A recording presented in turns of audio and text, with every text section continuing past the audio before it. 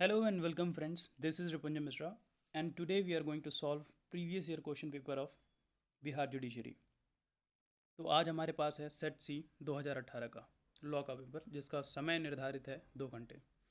तो हम superficially concept को समझते हुए भी चलेंगे और क्वेश्चन को सॉल्व करते हुए भी चलेंगे जिससे हमें आइडिया लग जाए कि क्वेश्चन कहाँ से आते हैं और कौन से टॉपिक इंपॉर्टेंट हैं और कौन से कंसेप्ट इंपॉर्टेंट हैं। तो आइए शुरू करते हैं बिना किसी देरी के। पहला क्वेश्चन है which of the following is not actionable claim. तो यहाँ पे एक्शनेबल क्लेम की बात करी गई है। एक्शनेबल क्लेम क्या होता है? वो क्लेम जो किसी अनसिक्योर्ड डेट से रिलेटेड हो या फिर कोई ऐसा डेट के लिए हम क्लेम कर रहे हैं जिसके लिए आपके पास कोई सिक्योरिटी ना हो। बस ध्यान में ये रखना है कि वो क्या क्या ना हो, मॉर्गेज डेट ना हो या फिर प्लेज ना हो या फिर हाइपोथिकेशन ना हो या फिर कोई ऐसी प्रॉपर्टी जो आपके पोजीशन में हो या फिर कंस्ट्रक्टिव पोजीशन में हो। ये सारी चीज़ें होंगी तो वो एक्शनेबल क्लेम नहीं होगा। लेकिन अदर कोई अनसिक्योर्ड डेट है तो वो एक्शनेबल क्लेम होगा। पहला ऑप्शन देखते हैं क्या है। Right to claim arrears of rent of house. Arrears of rent of house, यहाँ पे आपके पास कोई सिक्योरिटी नहीं है, रेंट आपको कब मिलेगा, तो ये एक्शनेबल क्लेम हो जाएगा। B, right to claim arrears of maintenance. Maintenance में भी कोई सिक्योरिटी नहीं रहती कि आपको कब मिलेगा, कैसे मिलेगा, अनटिल एंड अनलेस कोई डिग्री ना पास हो गई हो। सी, राइट टू क्लेम्स डिक्रीटल सम।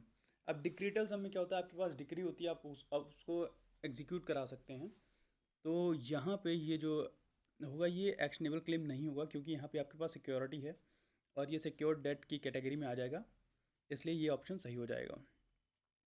अब क्वेश्चन नंबर टू पे बात करते हैं। The general principle of law is that no man can transfer a better title in property that what he himself has got. Exception to this rule is found in sections. ठीक है, तो ये basically बात कर रहा है 41 और 43 की, जो किस मैगजीन पे बेस्ड है, नेमो डैट क्वाड नॉन हैबिट। तो देखते हैं ऑप्शन में कहाँ है 41 एंड 43। 35 ठीक है, ये नहीं हो सकता। 41 हो सकता है लेकिन इसके साथ 43 होना चाहिए। और सी 43 ठीक है। D 41 and 43 of Transfer of property Act, तो ये डी ऑप्शन सही हो जाएगा। थर्ड क्वेश्चन है no transfer of property can operate to create an interest which is to take effect after the lifetime of one or more persons living at the date of such transfer. This provision is covered under the, ये section 14 की बात कर रहा है, perpetuity की, that property can not be tied for ever. तो ये rule against perpetuity की बात कर रहा है। देखते हैं ऑप्शन में कहाँ पे है। रूल अगेंस्ट प्रोस्पेक्टिव ट्रांसफ़र नहीं, रूल अगेंस्ट रेस्ट्रिक्टिव ट्रांसफ़र नहीं, rule against perpetuity. C answer जो होगा सही हो जाएगा। The principle of lis pendens pertains to. अब लेस पेंडेंस का क्या मतलब होता है? स्टे ऑफ सूट के दौरान अगर कोई प्रॉपर्टी जो ट्रांसफ़र कर रहा है तो वो वैलिड नहीं माना जाता है। उस टाइम आप, अगर कोई सूट पेंडिंग है उस टाइम आप प्रॉपर्टी को ट्रांसफ़र नहीं कर सकते ड्यूरिंग द पेंडेंसी। तो लेस पेंडेंस का मतलब होता है ड्यूरिंग द पेंडेंसी। तो ये बेसिकली इस बात को ध्यान में रख के इस प्रिंसिपल को लाया गया है कि जो पब्लिक है उसको कोई चीट ना करे, फौज ना करे कि कोई सूट चल रहा है और उसका डिसीजन आने के पहले वो अगर प्रॉपर्टी बेच दे रहा है तो मल्टीप्लिसिटी ऑफ प्रोसीडिंग्स हो जाएंगी और जो जजमेंट होगा वो फाइनल नहीं हो पाएगा। इस वजह से ये पब्लिक पॉलिसी को ध्यान में रख के बनाया गया है। तो ऑप्शन देखते हैं। A public utility, B auction sale, C bona fide purchase, D fraudulent transfer. तो यहाँ पे सीधा सीधा आंसर ए पब्लिक यूटिलिटी हो जाएगा। नेक्स्ट क्वेश्चन पढ़ते हैं। Mortgage bye conditional cell. Mortgage bye conditional cell section 58 sub clause C में दिया हुआ है और ये एक टाइप का मॉर्गेज होता है। तो ऑप्शन में देखते हैं कहाँ पे दिया हुआ mortgage. A sale, B mortgage, C contract for sale, D neither sale nor mortgage. ठीक है, बी मॉर्गेज हो जाएगा आंसर इसका। ठीक है, the vested interest in the property depends on happening of an event which is. तो vested interest का मतलब क्या होता है? वेस्टेड इंटरेस्ट का मतलब होता है जो आपके अंदर शुरू से ही निहित हो, तो वो किसी ऐसी कंडीशन पे नहीं बेस्ड होगा जो अनसर्टेन हो। इसका मतलब किसी ऐसी कंडीशन पे बेस्ड होगा जो होना निश्चित है। तो यहाँ पे देखते हैं।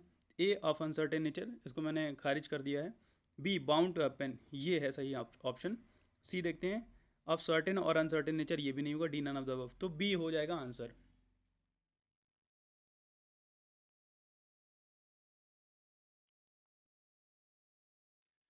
नेक्स्ट क्वेश्चन है, A transfers property to B for life and after his death to C, and D equally to be divided between them or to the survivor of them. C dies during the lifetime of B. D survives B. At B's death the property. देखिए ये section 24 पे based है, ठीक है। और option देखते हैं क्या है। A shall pass to any person, नहीं। Shall pass to the person who is specifically named in the transfer, नहीं, स्पेसिफिकली किसी का नेम नहीं दिया हुआ है, कंडीशनल ट्रांसफ़र के बारे में बताया गया है। C shall pass to D, और D none of the above. तो इसका आंसर हो जाएगा सी शैल पास टू डी। फिर आते हैं नेक्स्ट क्वेश्चन पे, उसमें क्या दिया हुआ है, there are some characteristics of usufructuary mortgage under section 58 of the transfer of property act. अब यूसुफ्रक्टरी मॉर्गेज के बारे में पूछा, तो यूसुफ्रक्टरी मॉर्गेज के बारे में आप लोगों को मालूम होगा कि उसमें क्या होता है, प्रॉपर्टी उसको ट्रांसफ़र कर दी जाती है और उसका जो रेंट होता है, प्रॉपर्टी उसके पोजीशन में दे दी जाती है और जो रेंट होता है उससे वो अपने मॉर्गेज डेट को सेटिस्फाई करता है। तो बेसिकली ये होता है यूसुफ्रक्टरी मॉर्गेज, ये भी 58 में दिया हुआ है, ठीक है। पहली क्या चीज़ दी हुई है, there is no personal liability on the mortgagor, ठीक है, बिल्कुल सही बात। No time limit is fixed, ये भी सही है। मॉर्गेज टेक्स द होल और part of the rent and profits, ये भी सही है। तो इसका आंसर हो जाएगा all of the above are relevant. Next question पे आते हैं, such condition shall be void which is dependent on more than one possibility, this principle was recognise later in. तो ठीक है, ये डबल पॉसिबिलिटी की बात कर रहा है, तो ये विडवी वर्सेस मिशेल के केस में आया हुआ था, तो ऑप्शन ए सही हो जाएगा। नेक्स्ट क्वेश्चन पढ़ते हैं, A takes a loan of ₹5,000 from B and mortgages his house as security. In the mortgage deed, it was also mentioned that it, if he could not pay the amount within 5 years, then B will have right to sell the mortgage and recover his amount. If the money could not be recovered from sale of house, then A will be personally liable. अब personally liable किस में होते हैं, simple mortgage में होते हैं, तो ढूंढ लेंगे ऑप्शन में सिंपल मॉर्गेज कहाँ पे, मॉर्गेज बाय कंडीशनल सेल नहीं, इंग्लिश मॉर्गेज नहीं, यूसुफ्रक्टरी मॉर्गेज नहीं, डी सिंपल मॉर्गेज। आसान क्वेश्चन है। नेक्स्ट क्वेश्चन क्या है, statutory recognition of principles of equity in the specific relief act is regarding। तो क्या है, मतलब क्या प्रोविजंस हैं स्पेसिफिक रिलीफ एक्ट में इक्विटी से रिलेटेड। तो स्पेसिफिक परफॉर्मेंस होती है, इंजंक्शन पास करे जाते हैं, रेक्टिफिकेशन एंड रिसेशन होता है, तो D all of the above सही आंसर हो जाएगा। फिर नेक्स्ट क्वेश्चन है, इक्विटी सही है, he who seeks equity must do equity is a particularly incorporated in which section, in which of the following section, ठीक है। तो बेसिकली सेक्शन 9 में भी तो नहीं दिया हुआ सीपीसी के, 38 में भी नहीं दिया हुआ है और दोनों में नहीं है, तो डी ऑप्शन सही हो जाएगा इसका। नेक्स्ट क्वेश्चन पे चलते हैं,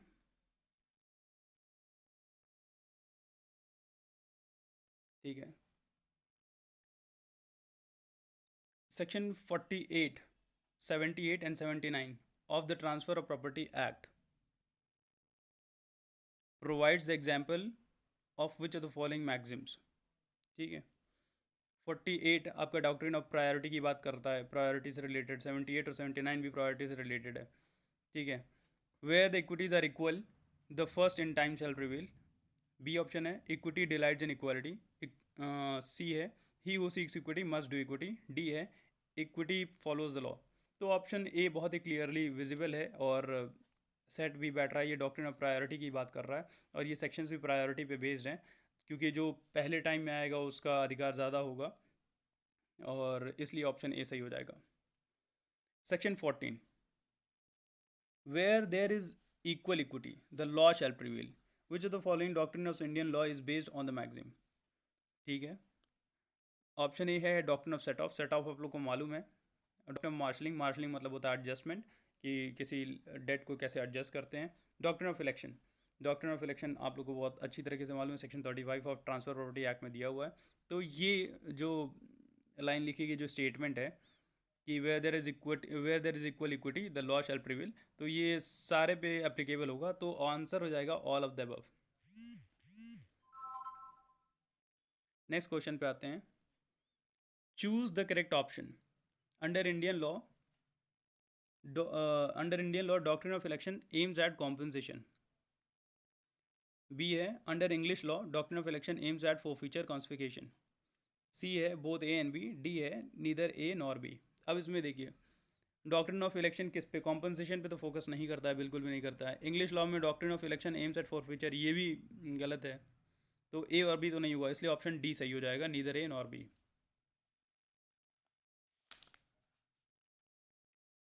नेक्स्ट पे आते हैं, which of the following person is not necessary for creation of trust. तो इसमें पूछा गया है कि कौन ऐसा बनता है जो ज़रूरी नहीं है ट्रस्ट के क्रिएशन के लिए। बेनिफिशियरी ज़रूरी है, ट्रस्टी ज़रूरी है, ऑथर ऑफ ट्रस्ट भी ज़रूरी है, डी लीगल रिप्रेजेंटेटिव नहीं ज़रूरी है। नेक्स्ट क्वेश्चन पे आते हैं, liability of trustee is provided. ये तो सेक्शन बेस्ड क्वेश्चन है, जो जिसने भी ट्रस्ट एक्ट पढ़ा होगा उसको मालूम होगा कि 23 से लेकर 29 में इंडियन ट्रस्ट एक्ट में दिया हुआ है। तो ऑप्शन ए बिल्कुल सही हो जाएगा। सेक्शन 18, क्वेश्चन नंबर 18 पे आते हैं, liability for breach of trust has been provided in. Breach of trust के मतलब कौन सा सेक्शन में दिया, सिंपल सेक्शन बेस्ड क्वेश्चन है, 23 में दिया हुआ है। ऑप्शन देखते हैं, हाँ ए ऑप्शन जो होगा सही हो जाएगा। In cases of specific performance of a contract the right of the parties are govern by the principle of. अब देखिए, स्पेसिफिक परफॉर्मेंस में जो प्रिंसिपल एप्लीकेबल होते हैं वो कौन से होते हैं। लॉ तो होता ही है, इक्विटी भी होता है, तो इक्विटी एंड लॉ दोनों ठीक है, सी ऑप्शन सही हो जाएगा। नेक्स्ट क्वेश्चन पे चलते हैं, the relief by way of mandatory injection. Mandatory injection की जो रिलीफ होती है उसका क्या नेचर होता है, वो डिपेंड करता है कोर्ट पे दे सकती है नहीं दे सकती है, तो ये डिस्क्रिशनरी होगा, तो ऑप्शन ए सही हो जाएगा। अब नेक्स्ट क्वेश्चन की तरफ बढ़ते हैं।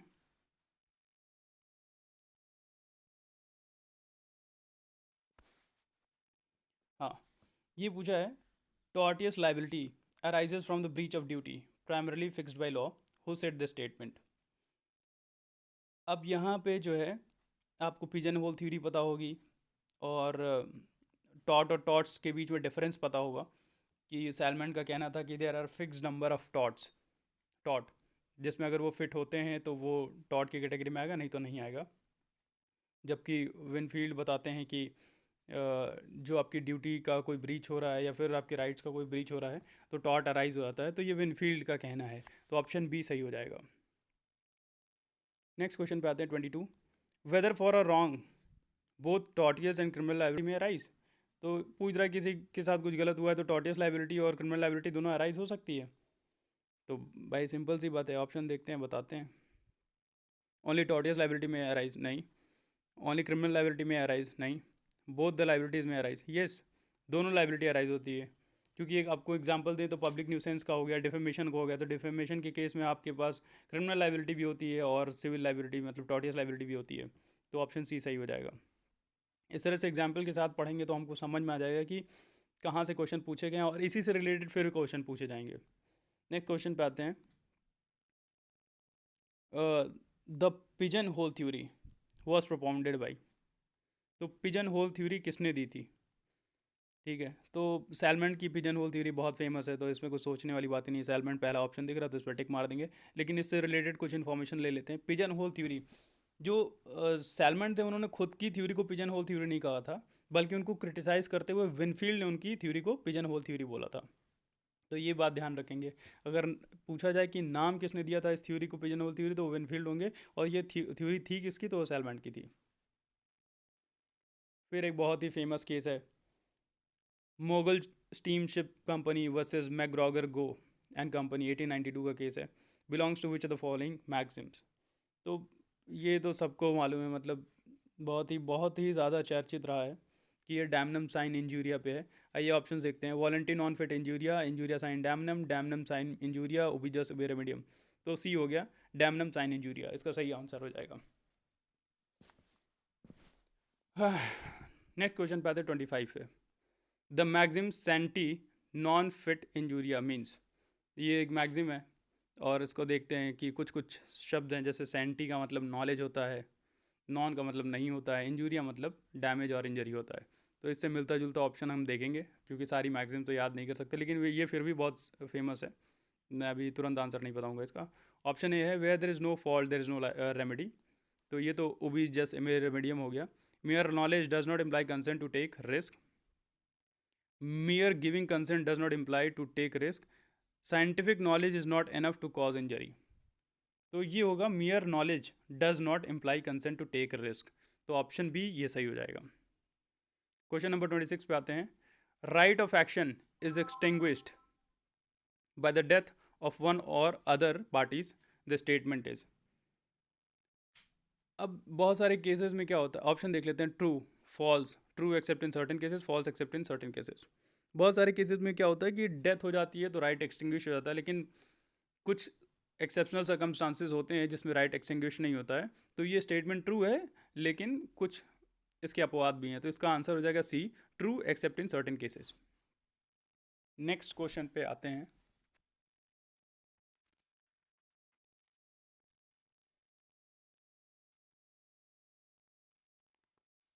In the law of torts nominal damages are awarded. किस लिए नॉमिनल डैमेजेस किस लिए अवॉर्ड किए जाते हैं टॉर्ट्स में? As a compensation for nominal injury, नहीं, कॉम्पनसेशन के तौर पे नहीं अवॉर्ड किए जाते हैं। और बी ऑप्शन कह रहा है for recognition of legal right. C option कह रहा है for the recognition of human sufferings. D option कह रहा है as a compensation for damages. तो बेसिकली नॉमिनल क्या होता है, मतलब नाम मात्र का, जो कि बस रिकॉग्निशन के लिए दिया जा रहा है कि आपके पास कोई राइट है। नॉमिनल डैमेजेस उसी को कहते हैं। तो ये ऑप्शन बी आपका सही हो जाएगा, for the recognition of legal rights. फिर आते हैं नेक्स्ट क्वेश्चन पे 28 पे। डिस्ट्रेस डैमेज फीजेंट मीन्स, ठीक है। अब इसका मतलब पूछा हुआ, तो डिस्ट्रेस का मतलब आप समझ रहे हैं अंडर द डिस्ट्रेन, या फिर कोई चीज़ गलत अवस्था में हो। डैमेज का मतलब आपको मालूम है, फीजेंट का मतलब ख़त्म कर देना होता है, या फिर कोई गलत करने वाला। तो ऑप्शन ए क्या कह रहा है, a right to detain the things until compensation is paid. ये तो बिल्कुल सही लग रहा है। Right to get compensation when there is a infringement of legal right, ये नहीं है। Right to get compensation will extinguish when death of party cost, नहीं। इसका तो आपने पहले भी क्वेश्चन देखा हुआ है, D none of the above. तो इसका सबसे सटीक आंसर जो है right to detain the things until compensation is paid. तो ऑप्शन ए हो जाएगा सही, ठीक है। सेक्शन क्वेश्चन नंबर 29 पे आते हैं। An unlawful interference with a person's use of enjoyment of the land or some right over or in connections with it is known as tort of। अब आपके ऑप्शन देख लेते हैं पहले। ट्रस्पास, न्यूसेंस, नेग्लिजेंस, कन्वर्जन। अब देखिए इसमें क्या बोला गया है कि आपको अपनी प्रॉपर्टी को कोई इंजॉय नहीं करने दे रहा है, ठीक है। तो बेसिकली क्या होता है, जब आपकी इन्जॉयमेंट में कोई इन्फ्रिंज करता है इन्जॉयमेंट को, और आपके राइट एंडर होते हैं, ठीक है, या फिर कोई ऐसा काम कर रहा है जिसकी वजह से आपको दिक्कत हो रही, तो वो न्यूसेंस की कैटेगरी में आता है। तो इसका जो आंसर होगा बी हो जाएगा, न्यूसेंस। नेक्स्ट क्वेश्चन पे आते हैं। In which case fundamental test for determining duty to take care was laid down. अब जिसने ज्यूरिस्प्रूडेंस पढ़ा होगा उसको मालूम होगा कि ड्यूटी की बात जहाँ भी होती है हम लोग डिग्विट की बात करते हैं, ठीक है। तो और यहाँ पे डिटरमाइनिंग ड्यूटी की बात करिए तो डॉनक वर्सेस स्टीवेंसन के केस में ये बात कही गई थी। तो ये बहुत सिंपल है, केस लॉ मतलब पूछा जाता है तो ये इस तरह के केस लॉ बहुत ज़्यादा टॉट की किताब जो आर के बांगी है उसमें बार बार दिए हुए हैं, तो ये तो अपने आप ही याद हो जाता है। नेक्स्ट क्वेश्चन है, which of the following is not an element in establishing a case of liable. देखिए अब यहाँ पे लाइबल के बारे में पूछा है, तो डिफेमेशन तीन तरीके से कर सकते हैं। लाइबल से हो सकता है, स्लैंडर से हो सकता है, इनवेंडो से हो सकता है, ठीक है। तो क्या जो है यहाँ पे एलिमेंट नहीं है कि ये इस्टेब्लिश कर सकें कि यहाँ पे लाइबल हुआ है, ठीक है। तो पहला पब्लिकेशन, दूसरा डिफेमेटरी स्टेटमेंट, तीसरा section of the public who know less of the plaintiff, reference to the plaintiff. अब देखिए सी जो ऑप्शन है ये एकदम गलत लग रहा है, क्योंकि ये section of public who know less of the plaintiff. कोई ज़रूरत नहीं है कि अगर आपके खिलाफ लाइबल किया जाए तो आप फेमस भी हों। तो ये एक मतलब बहुत ही वेग सी बात है कि कह देना कि आपके बारे में तो लोग जानते नहीं थे, आपके बारे में लाइबल क्या ही कर देंगे। तो ऑप्शन सी सही हो जाएगा इसमें, क्योंकि नॉट पूछा हुआ है। नेक्स्ट क्वेश्चन पे आते हैं। If a person wants to bring an action under the torts for the tort of public nuisance, he must have to prove that. क्या क्या प्रूव करना पड़ेगा? ऑप्शन है the injury was direct and substantial only to him, the injury was criminal in nature, the injury affects the public at large, none of the above. तो इसमें क्या पूछा हुआ है ऑप्शन में कि अगर कोई टॉर्ट के लिए केस करना चाहता है, पब्लिक न्यूसेंस हुआ है, तो उसको क्या प्रूफ करना पड़ेगा। इसमें कोई ज़रूरी नहीं कि आप ये प्रूफ करें कि ये जो मतलब इंजरी हुई है पब्लिक एट लार्ज को कर रही है, बस ये प्रूफ करना पड़ेगा कि सब्सटेंशियल इंजरी हुई है और डायरेक्टली उसको हुई है। अगर कोई एक व्यक्ति ये प्रूफ करना चाह रहा है तो ऑप्शन ए में दिया हुआ है the injury was direct and substantial only to him, तो ये सही हो जाएगा।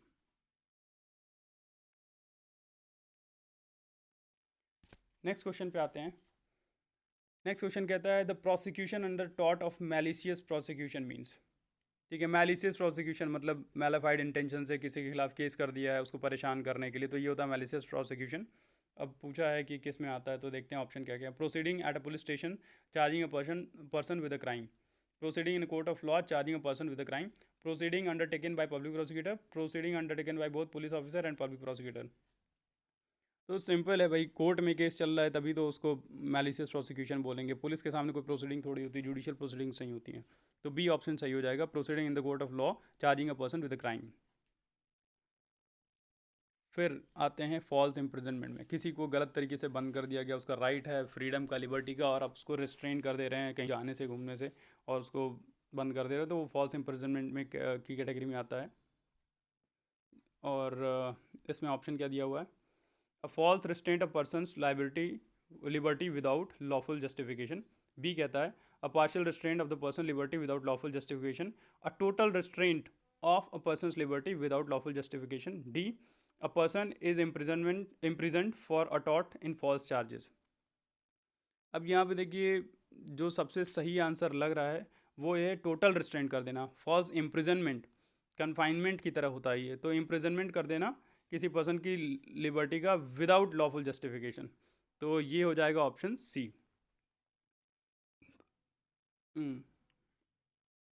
नेक्स्ट क्वेश्चन पे आते हैं। A person who knowingly and without sufficient justification induces another to break a contract with a third person whereby the third person suffers damages is a tort for the first time it was established in the following cases। Lumley versus Gye का case है, इसको ढूंढना है बस आपको कहाँ पे दिया हुआ है ऑप्शंस में, देखते हैं कहाँ पे दिया हुआ है। फोर्ड वर्सेस लिंसे, ल्यूमले वर्सेस गाय, डैनी वर्सेस पीक, मैक मानुस वर्सेस बॉनिस। ठीक है, लूमले वर्सेस गाय आपको मिल गया होगा ऑप्शन बी में, तो बहुत ही सिंपल सा क्वेश्चन है। नेक्स्ट पे आते हैं। A contract which ceases to be enforceable by law ceases to be enforceable, it is known as। भाई सिंपल है, कोई चीज़ इन्फोर्स नहीं करी जा सकती है या फिर बाद में नहीं इन्फोर्स करी जा रही है तो वो वाइड कॉन्ट्रैक्ट हो जाएगा। वाइड कॉन्ट्रैक्ट की डेफिनेशन में दिया हुआ है, सिंपल। नेक्स्ट क्वेश्चन पे आते हैं। The legal principal which laid down in the case of Harvey versus facie was firstly followed by the supreme court of India in which the following cases. किस case में कहा गया था, Macpherson के cases में कहा गया था, इसको ऑप्शन में ढूंढना है कहाँ पे है। Badri Prasad versus State of MP नहीं, ब्योमकेश बनर्जी वर्सेस नानी गोपाल बानिक नहीं, D I MacPherson versus M N Aparna. ठीक है, मिल तो गया, सी ऑप्शन सही है, सी। तो ऐसा होना चाहिए, आपकी प्रिपरेशन ऐसी होनी चाहिए कि आप क्वेश्चन पढ़ें और आपके दिमाग में आप ऑप्शंस आ जाएं और आप बस उसको ऑप्शन में ढूंढें, तो ये बहुत आसान हो जाता है सॉल्व करने में पेपर। मैं तो ऐसे ही कर रहा हूँ। नेक्स्ट क्वेश्चन है which of the following element is not necessary for contract. Contract के लिए क्या नेसेसरी नहीं है। कॉम्पिटेंट पार्टीज होना नेसेसरी है कि नहीं है, रीजनेबल टर्म्स एंड कंडीशन होना नेसेसरी है कि नहीं है, फ्री कंसेंट होना नेसेसरी है कि नहीं है, लॉफुल कंसिडरेशन की ज़रूरत है कि नहीं है। तो आपको कॉम्पिटेंट पार्टीज आपको सेक्शन 10 में देखने को मिल जाएगी। रीजनेबल टर्म्स एंड कंडीशन कहीं पे भी नहीं देखने को मिलेगा, क्योंकि कॉन्ट्रैक्ट में जो पार्टीज़ होती हैं वो अपने राइट एंड लाइबिलिटीज़ खुद फिक्स करती हैं, तो रीजनेबल होने की कोई ज़रूरत नहीं है। फ्री कंसेंट आपको 14-13 में देखने को मिल जाएगा, फिर लॉफुल कंसिडरेशन 24 में देखने को मिल जाएगा। तो बी की जानकारी नहीं दी गई है और बी कि ऐसी कोई कंपल्शन नहीं है कि रीजनेबल टर्म्स होना चाहिए, तो ऑप्शन बी करेक्ट हो जाएगा। यहाँ पे नॉट पे ध्यान रखना है। फिर आ गया हिंदी, मतलब विधि आ गया बीच में। फिर सेक्शन 39 क्वेश्चन नंबर 39 देखते हैं। In standard form of contract, standard form of contract में क्या होता है। The individual has no choice but to accept, the individual has many choices to accept or refuse, C the agreement is without consideration, D none of the above. तो standard contract का मतलब ये होता है कि आपके पास कोई चॉइस नहीं है, आप एक्सेप्ट कर सकते हैं, बस आपको एक्सेप्ट ही करना है बस। और मतलब उसके टर्म्स एंड कंडीशन से आप छेड़खानी नहीं कर सकते हैं, जो जैसा है एज इट इज़ आपको एक्सेप्ट करना पड़ेगा। ठीक है, तो ऑप्शन ए सही हो जाएगा। नेक्स्ट क्वेश्चन पे आते हैं, what would be the effect of mistake as to law in force in India on a contract. ठीक है, सेक्शन 21 में ये दिया हुआ है कॉन्ट्रैक्ट एक्ट के। तो देखते हैं, वो नॉट वॉइडेबल की कैटेगरी में आज चला आता है। ऑप्शन देखते हैं, void, voidable, not void, not voidable. तो नॉट वॉइडेबल, डी ऑप्शन सही हो जाएगा। नेक्स्ट क्वेश्चन पे आते हैं, अ गुरु, गुरु कोई भी हो सकता है, यहाँ पे स्पिरिचुअल एडवाइज़र की बात करी गई है। इन इंड्यूस द चेला, चेला मतलब जो डिवोटी होता है, to gift him whole of his property to secure benefit of his soul in the heaven, the gift shall be. क्या है ये गिफ्ट? 19A आप लोग पढ़े होंगे तो उसमें पता होगा। अनड्यू इन्फ्लुएंस यहाँ पे यूज़ हो रहा है, क्योंकि यहाँ पे अनड्यू इन्फ्लुएंस का मतलब होता है कि अ person is in dominating position, और अगर वो डोमिनेटिंग पोजीशन में है और किसी के विल को, चॉइसेस को इन्फ्लुएंस कर रहा है अपनी पोजीशन की वजह से, तो वो अनड्यू इन्फ्लुएंस हो जाता है। तो ऐसे कॉन्ट्रैक्ट जो होते हैं वाइडेबल होते हैं, वो उसको कंसेंट बाद में दे भी सकता है, नहीं भी दे सकता है। तो ऑप्शन बी करेक्ट हो जाएगा। नेक्स्ट क्वेश्चन पे आते हैं, section 128 of Indian contract act is related with. अब ये सिंपल सा मतलब सेक्शन बेस्ड क्वेश्चन है। श्योरिटीज लाइबिलिटी की बात करता है 128, ऑप्शन में ढूंढना है। श्योरिटीज लाइबिलिटी पहला ही मिल गया, ठीक है। कॉन्टिन्यूइंग गारंटी 129 में दी हुई है। रिवोकेशन शायद 130 में दिया हुआ, कंसिडरेशन फॉर गारंटी, ठीक है। नेक्स्ट है, कॉन्टिन्यूइंग गारंटी में be revoked for further transaction, ठीक है। Continuing guarantee section 129 Indian contract act में दिया हुआ है। उसको कब रिवोक कर सकते हैं? फर्दर ट्रांजैक्शन के लिए किसी भी टाइम पे रिवोक कर सकते हैं, जब आपको लगे कि अब हम इसकी गारंटी नहीं ले सकते, यहाँ से निकल चुका है, तो रिवोक कर दीजिए, ठीक है। आफ्टर ईयर नहीं, आफ्टर 6 मंथ नहीं, आफ्टर द 3 मंथ्स नहीं, एट एनी टाइम, डी हो जाएगा सही ऑप्शन। नेक्स्ट क्वेश्चन पढ़ते हैं,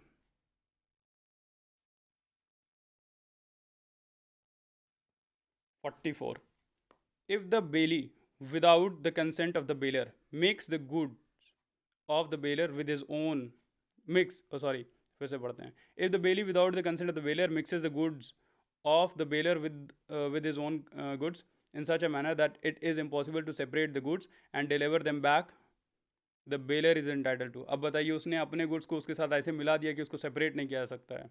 अगर सेपरेट कर सकते हैं तो कोई बात नहीं होती, उसको अलग करके दे दिया जाता है, लेकिन यहाँ पे सेपरेबल नहीं है, तो उसको कॉम्पनसेशन पे करना पड़ेगा पूरे के पूरे का जितना लॉस हुआ है, ठीक है। अब ऑप्शन में ढूंढते हैं कि हमारा आंसर कहाँ पे दिया हुआ है। Compensated by the bailee for the loss of goods, ठीक है, ये ऑप्शन सही है। Compensated by the bailee for 1/2 the loss of goods, गलत। Compensated by the bailee for 1/4 of the loss of goods, गलत। Civil imprisonment of maximum 6 months, तो ठीक है, बाकी सारे ऑप्शंस गलत हैं, ए सही है।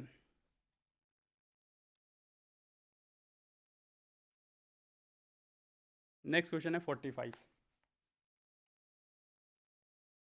ये बात कर रहा है, the bailment of goods as security for the payment of debt to performance of promise is called. यहाँ पे बेलमेंट ऑफ गुड की बात कर रहा है, तो ये सिंपल है भाई, प्लेज की बात कर रहा है, इसमें पॉन और पॉन ही होते हैं, वही ये सेम कंसेप्ट है, बस यहाँ पे गुड्स का डिफरेंस है। यहाँ पे सिक्योरिटी फॉर मनी के लिए, और बेलमेंट में क्या करते हैं, किसी यूज़ करने के लिए दे देते हैं, लेकिन प्लेज में सिक्योरिटी ऑफ मनी होती है, यहाँ पे पॉन और पॉन ही होते हैं, तो ये बहुत सिंपल है, बी ऑप्शन हो जाएगा, प्लेज। नेक्स्ट क्वेश्चन पढ़ते हैं, who may employ an agent. अब एजेंट को कौन एम्प्लॉय कर सकता है? Any major person, any major person की अगर अनसाउंड है तो नहीं, ये गलत ऑप्शन है। Any person who is of sound mind, अब साउंड माइंड का तो बच्चा भी हो सकता है, तो वो नहीं। Any major and person of sound mind, हाँ ये सही है, सी। Any major and person of sound mind, D a citizen of India, नहीं ऐसा नहीं है, तो सी आंसर होगा, वो सही हो जाएगा। नेक्स्ट क्वेश्चन है, in which the following condition can agent sub delegate authority to another person. Option A है, when it benefits the principal, गलत बात। When it suits the agent, गलत बात। When the agent becomes ill, बिल्कुल गलत बात।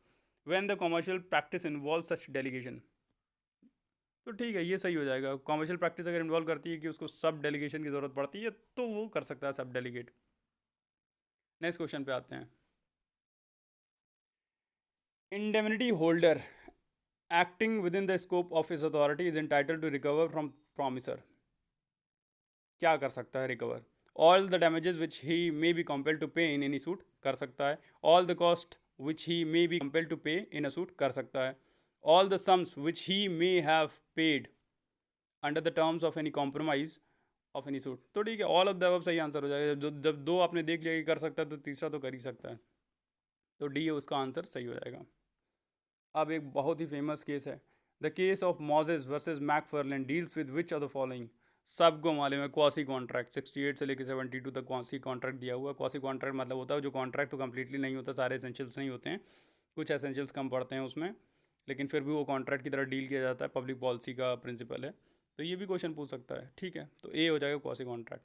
Contingent contract आपको पता होगा, बेस्ड ऑन द कंडीशन होता है। डॉक्ट्रिन ऑफ फ्रस्ट्रेशन 56 में दिया हुआ है। कॉन्ट्रैक्ट ऑफ इंडिमिनिटी 124 में दिया हुआ है। नेक्स्ट क्वेश्चन पे आते हैं। when the parties to the contract when the parties to the contract agrees to substitute the existing contract with a new contract, it is known as। क्या कहते हैं, न्यू कॉन्ट्रैक्ट अगर कर रहे हैं तो क्या होगा, नोवेशन होगा।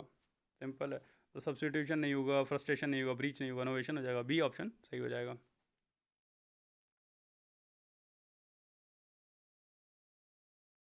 नेक्स्ट क्वेश्चन है, an unpaid seller can exercise the right of लियन।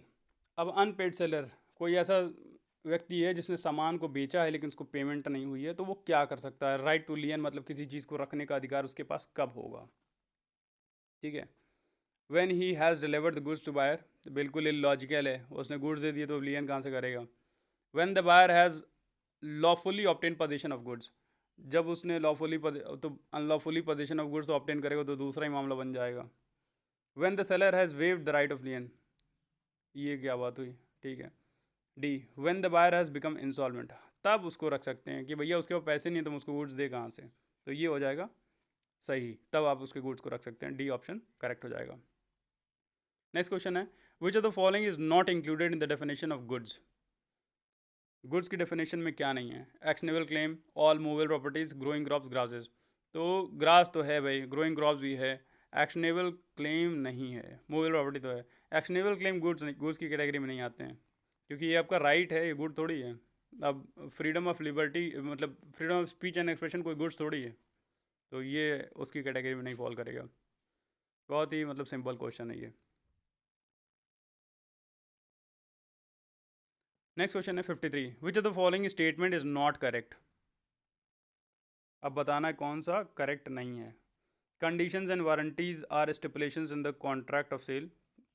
B a stipulation as a warranty may not be treated as condition, बिल्कुल सही बात है, ये किसी सेक्शन में दिया हुआ है।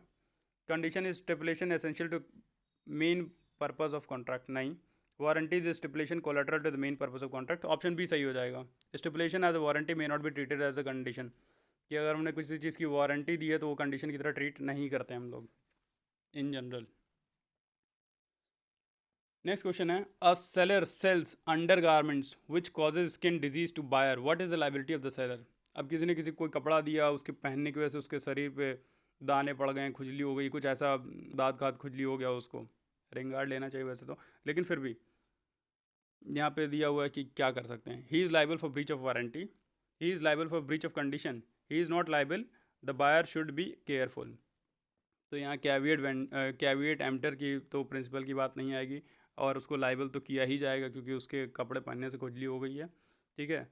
तो कोई अगर कोई सामान सेल कर रहा है तो इस कंडीशन के साथ सेल करता है कि आपको नुकसान नहीं पहुंचाएगी, तो यहाँ पे ब्रीच ऑफ कंडीशन कर दिया, उसने गलत सामान ही दे दिया है, उसने भरोसा करके सामान खरीदा था लेकिन अब खुजली लेके घूम रहा है। और फिर नेक्स्ट क्वेश्चन पे आते हैं, which of the following is not an exception. तो छूट गया क्या, नहीं, हाँ। Which of the following is not an exception to the doctrine of निमो डैट क्वाड नॉन हैबिट। अभी मैंने इसको बताया था 41 और 43 के बारे में है। No one can transfer better title than he himself has. तो अब यहाँ पे क्या है, कौन सा इसका एक्सेप्शन नहीं है, ये पूछा, ये अक्सर छूट जाता है नहीं वाली बात। Sale by a person in position under voidable contract, sale by seller in position after sale, sale by buyer in position before sale, sale by buyer in position after sale. तो सिंपल है, ये exception थोड़ी होगा, sale by buyer in position before sale. तो मतलब हमने ख़रीदा ही नहीं है और पहले ही बेच दिया, तो ये तो कोई एक्सेप्शन नहीं होता। सी ऑप्शन सही हो जाएगा। नेक्स्ट क्वेश्चन की तरफ बढ़ते हैं। Who among the following is not a partner? भाई पार्टनर कौन नहीं होगा? A money lender sharing the profits, उधारी कोई खा मतलब कोई उधारी लिया हुआ है और प्रॉफिट शेयर कर रहा है, तो ये पार्टनर थोड़ी होते हैं। केवल प्रॉफिट शेयरिंग मतलब नहीं होता पार्टनरशिप का। A person sharing the profits of business carried on by all or any of them. ठीक है, ये सही हो सकता है क्योंकि यहाँ पे जो बिजनेस की बात करी गई है, यहाँ पे दोनों पार्टिसिपेट भी कर रहे हैं। और नेक्स्ट ऑप्शन है person sharing the return arising from joint property, ये कोई पार्टनरशिप नहीं होती है, किसी के साथ भी हो सकती है। A seller of goodwill sharing the profits of business, तो यहाँ बी ऑप्शन सही हो जाएगा। A person sharing the profits of business carried on by all or any of them. यहाँ पे जो बिजनेस हो रहा है वो इनके अलावा मतलब इनके साथ साथ कोई और भी बिजनेस कर रहा है या कोई एक व्यक्ति कर रहा है, तो यहाँ बिजनेस में भी पार्टिसिपेट कर रहे हैं, प्रॉफिट शेयरिंग भी कर रहे हैं, तब वो पार्टनर हुए हैं। ये नहीं खाली प्रॉफिट लेके बैठ गए तो वो पार्टनर नहीं होते हैं। तो मनी लेंडर जो होते हैं वो भी प्रॉफिट लेते हैं, इंटरेस्ट लेते हैं, तो वो भी पार्टनर थोड़ी होते हैं। बहुत ही कॉमन सेंस वाली चीज़ है। A partnership is a partnership at will, मतलब पार्टनरशिप एट विल कब होती है ये पूछा हुआ है। ठीक है, ऑप्शन ए है when no provision is made for duration of partnership, when no provision is made for determination of partnership, both A and B, और इधर ए और बी। अब देखिए यहाँ पे बेसिकली हमको पार्टनरशिप एट विल का मतलब ये समझना है कि पार्टनरशिप डिसॉल्व कब हो रही है। ठीक है, तो अगर कोई डिसोल्यूशन के लिए कोई फिक्स पीरियड नहीं है तो भी वो डिसॉल्व हो सकती है, तो वो कभी भी रिवोक करी जा सकती है पार्टनरशिप को। और when no provision is made for, और कभी ये नहीं बताइए कि किस पर्पज़ के बाद इसको ख़त्म कर दिया जाएगा, तो वो कभी भी ख़त्म किया जा सकता है उनकी इच्छा पे। तो या तो ए हो जाएगा या तो बी हो जाएगा, और यहाँ पे आंसर दिया मतलब सेक्शन ऑप्शन दिया हुआ है इधर ए और बी इज ट्रू, तो दोनों सही हैं, ऑप्शन डी करेक्ट हो जाएगा। नेक्स्ट क्वेश्चन पे आते हैं। Which of the following is not essential ingredients of holding out under section 28 of the partnership act? Holding out का कौन सा एसेंशियल इंग्रेडिएंट नहीं है? ठीक है, रिप्रेजेंटेशन एज अ पार्टनर हो जाएगा। नॉलेज ऑफ रिप्रेजेंटेशन बिल्कुल है, ये एसेंशियल इंग्रेडिएंट है। Giving credit to the firm ये भी है। रिप्रेजेंटेशन विदाउट नॉलेज ये गलत बात है, इसमें होल्डिंग आउट नहीं अप्लाई होगा, तो डी ऑप्शन सही हो जाएगा। फिर आते हैं which of the following is not correct about minor? Minor के लिए कौन सा सही नहीं है? ठीक है, he can not become a partner, बन सकता है माइनर, बिल्कुल पार्टनर बन सकता है। He can be admitted to the benefits of partnership, बिल्कुल एडमिट किया जा सकता है, किसी बेनिफिट को ले सकता है। ठीक है, he is personally liable for the acts of firm, नहीं ये गलत है। He can elect to become or not to become a partner or on attaining majority, ये भी सही है। तो सी जो है पर्सनली लाइबल नहीं होता, उसके स्टेट लाइबल होते हैं माइनर के। ठीक है, नेक्स्ट है which of the following is not a condition president for filing a suit under section 69 of the partnership act? क्या कंडीशन मतलब क्या पूछा हुआ है? नॉट अ कंडीशन प्रेसिडेंट, इसमें से कौन सी कंडीशन नहीं है? तो सिंपल पढ़ते चलते हैं। The firm should be registered है condition. Person suing should be shown as a partner in the register of the firm, ठीक है ये भी है condition. The enforcement of right arising from contract or conferred by the act, ये भी है condition. The enforcement by any statutory right, तो ये कंडीशन नहीं है, this is not a condition, तो ऑप्शन डी सही हो जाएगा। नेक्स्ट क्वेश्चन पे आते हैं।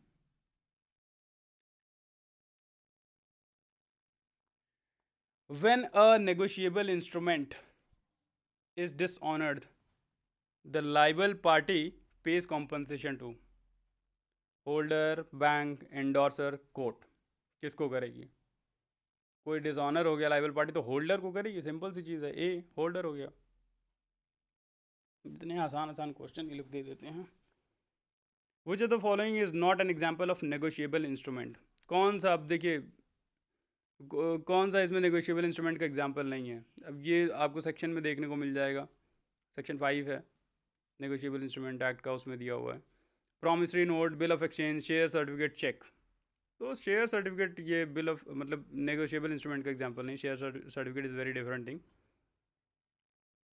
ठीक है, नेक्स्ट क्वेश्चन पे आते हैं। A draws a check in favor of B, a minor. B endorses it in favor of C, and C endorses in favor of D. The check is dishonored. Which of the following is not correct about liabilities of the parties? Not correct पूछा है, ध्यान से पढ़िएगा, not correct. यहाँ तो black and bold में दे भी दिया है, C and D can claim from B, ये गलत है, ये नहीं हो सकता इसमें। C can claim payment from A, ये तो ठीक है। D can claim against C and A, ये भी सही है। C and D can not claim from B, ये भी सही है। तो नॉट करेक्ट में C and D can claim from B, ठीक है। नेक्स्ट क्वेश्चन देखते हैं। Which of the following is not correct with regard to the presentment for acceptance, ठीक है। Option A, offence of cheque bouncing is compoundable offence. अब इसमें correct पूछा है कि नॉट करेक्ट? नॉट करेक्ट पूछा है, नॉट करेक्ट पूछा हुआ है, सॉरी, दूसरा क्वेश्चन मैंने पढ़ लिया, फिर से देखते हैं। Which of the following is not correct with regard to the presentment for acceptance? Only holder of the bill और his agent can present the bill, सही बात है। Drawer himself can present the bill, बिल्कुल सही बात है। If the bill has been negotiated before acceptance, endorsee can present the bill, ये भी सही बात है। The bill can not be presented to legal presentation in case of death of ड्रॉई, ये गलत है। तो नॉट करेक्ट ही पूछा ना भाई, हाँ नॉट करेक्ट ही पूछा है, तो ये डी हो जाएगा सही आंसर। नेक्स्ट क्वेश्चन है, which of the following statement is correct in relation to the bouncing of cheque? Cheque उछलने लगता है जब, सॉरी, चेक जब भज नहीं पाता है तो उसकी बात कर रहे हैं, उछलने की बात नहीं है। A, offence of cheque bouncing is compoundable offence, correct पूछा है, तो ये कंपाउंडेबल होता है कि भाई बाद में हम ले लेंगे, कोई दिक्कत नहीं है। B, every trial of check bouncing shall be concluded within 3 months. C, in trial of such cases provisions under section 262 to 265 CRPC will not apply, क्यों नहीं अप्लाई होगा? In case of conviction in summary trial of such cases, magistrate shall pass sentence of imprisonment for a term of 2 years. तो इसमें correct पूछा है, तो offence of cheque bouncing is compoundable offence, compoundable यही correct हो जाएगा। Next question पे आते हैं।